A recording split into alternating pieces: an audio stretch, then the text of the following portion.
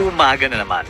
Kailangan mo nang gumising para magtrabaho o mag-aral, naligo ka na, nagsipilyo at kumain ng agahan. Subalit may isang bagay na kakaiba sa araw na ito. Dahil sa kwento natin ngayon, hindi ka sa Pilipinas nakatira ka sa North Korea. Ano nga ba ang mangyayari sa iyo kung isa kang North Korean citizen? Usapan natin. Katulad ng ibang bansa, may iba't ibang social class din ang mga tao sa North Korea. May mga mayayaman, may mga politiko na malapit sa supreme leader. At syempre may mga mahihirap din na pinaparusahan ng gobyerno para sa kanilang paglabag o paglaban kay Kim Jong-un. Sa kwento natin, isa kang ordinaryong tao sa North Korea. Bata ka pa, alas 5 na ng umaga, kaya tumunog na ang radyo sa bahay niyo. Isa itong malakas na tunog na siyang magpapaalala sa pamilya mo na oras na para gumising. Kakaiba ang radyo na ito. Hindi mo ito pwedeng i-turn off. Pwede mong i-adjust ang volume pero hindi mo ito pwedeng patayin. Maliban sa mga pagtunog nito para sa daily reminders, buong araw rin itong nagpapakanta ng mga propaganda songs tungkol sa ganda at lakas ng North Korea. Paggising mo, kailangan mong lumabas agad sa bahay at pumunta sa isang group gathering sa iyong neighborhood. Karaniwan sa mga sumasali dito ay mga bata dahil ang kanilang ina ay nasa bahay at naghahanda ng kanilang agahan. Common ito sa North Korea. Kailangan mong sumali sa isang grupo at sabay kayong gagawa ng manual work. Malaki ang emphasis ng group activities sa North Korea at minsan ka lang nag-iisa. Kailangan niyong magwalis sa kalsada o manguha ng mga basura o magpunta sa train tracks upang durugin ang mga malalaking bato na posibleng makadamage sa trains na dadaan dito. Kung may baha sa may kalapit na lugar, kailangan niyo itong puntahan upang tulungan ng mga mamamayang apektado. Gagawin mo ito mula alas 5 ng umaga hanggang alas 7 o minsan kapag masyadong malamig, alas 6 hanggang alas 8.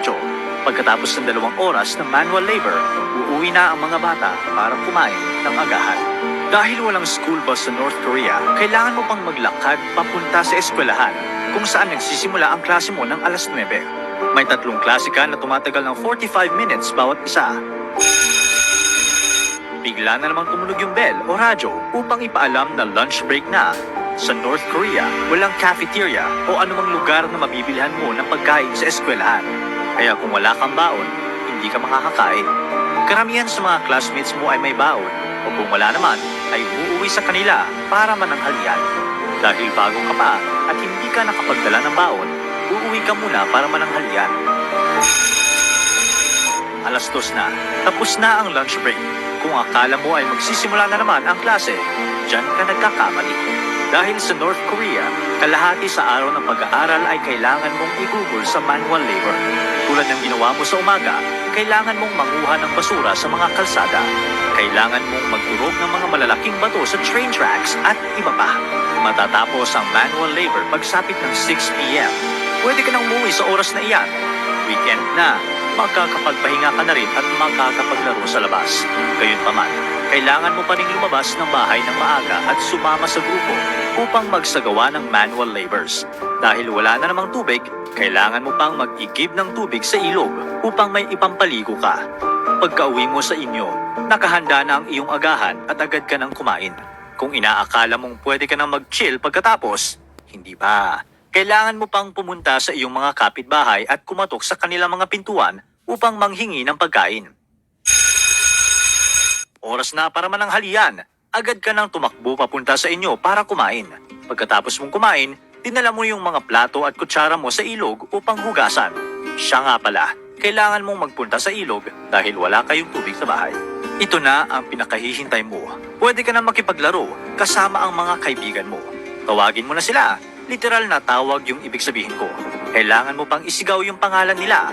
Dahil sa North Korea, marami sa mga ordinaryong tao doon ay walang cellphone, internet, o kahit ano pang paraan na makakapag-communicate ka sa iyong mga kaibigan mula sa malayo.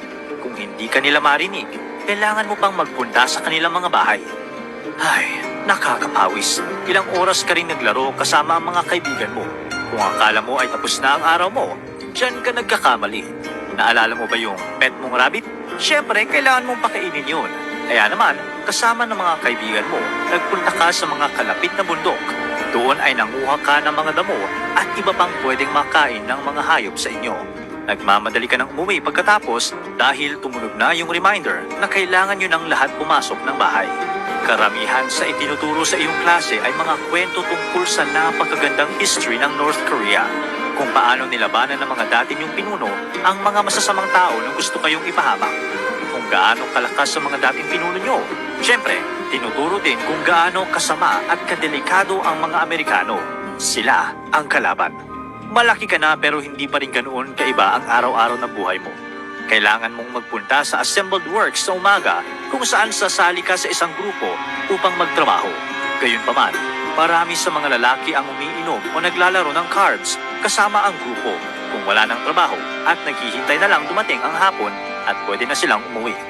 Habang nasa trabaho ang mga lalaki, ang kanila namang mga asawa ay naghahanap ng paraan upang kumita.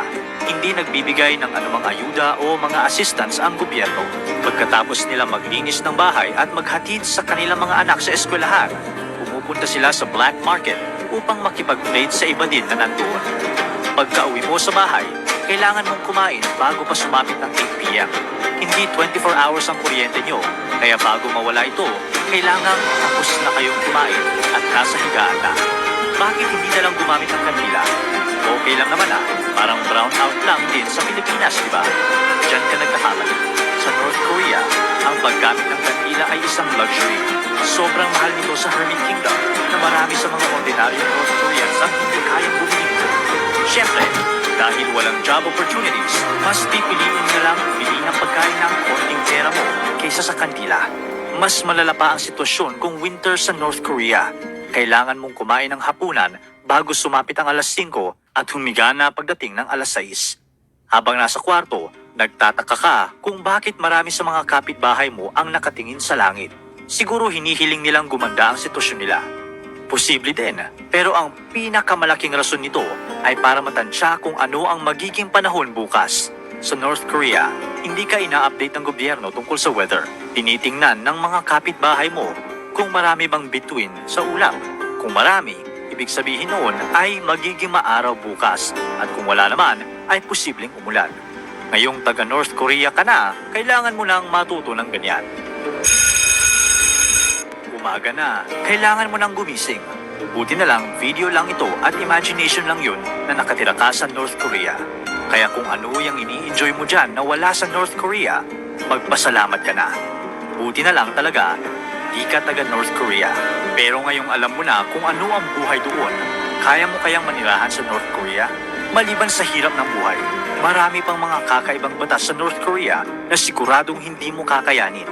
Kaya laging pahalagahan ang kalayaan at mga oportunidad na meron tayo sa ating sariling bansa.